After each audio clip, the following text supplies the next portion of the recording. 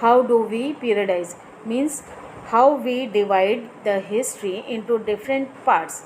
First of all, the question is that why do we divide the history? For the sake of our understanding, it is divided into ancient, medieval, and modern. And in this chapter, we will only focus on modern history. So, in 1817, James Mill published a book, A History of British India, in which he divided the history of India into three categories: the Hindus, Muslims, and the British. British means the British rule. During that time, it was widely accepted because he only has expressed in his book that during the Hindu and the Muslim period, India was not making any progress and was not civilized.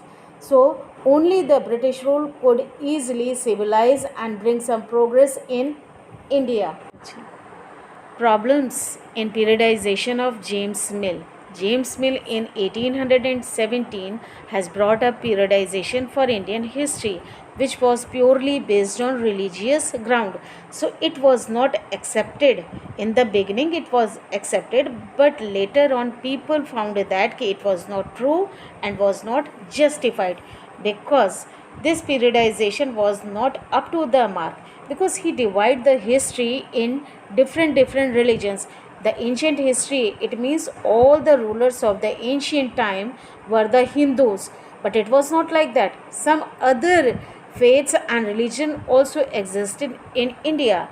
Now I am giving you the example of the medieval period. In medieval period, North India, especially the Delhi and the nearby region, was ruled by the Muslim rulers, whereas in the south there were rulers of some other faith also.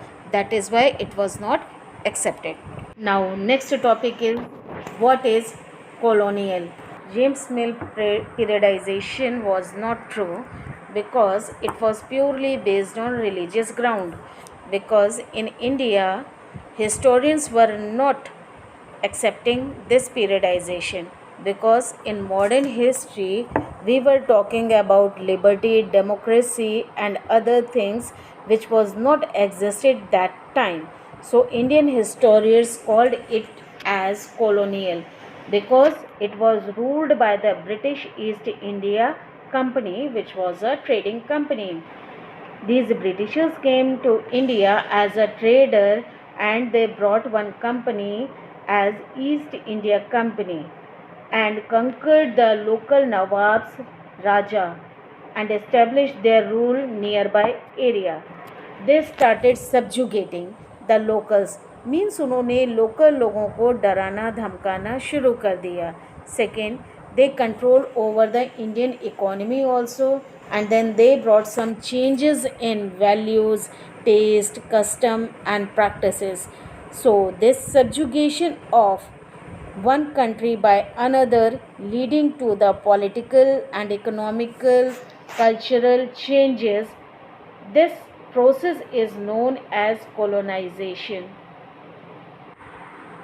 Yes, dear students, it's my humble request that please read the chapter well, because in history it is very important to read the chapter well for your understanding. That's all.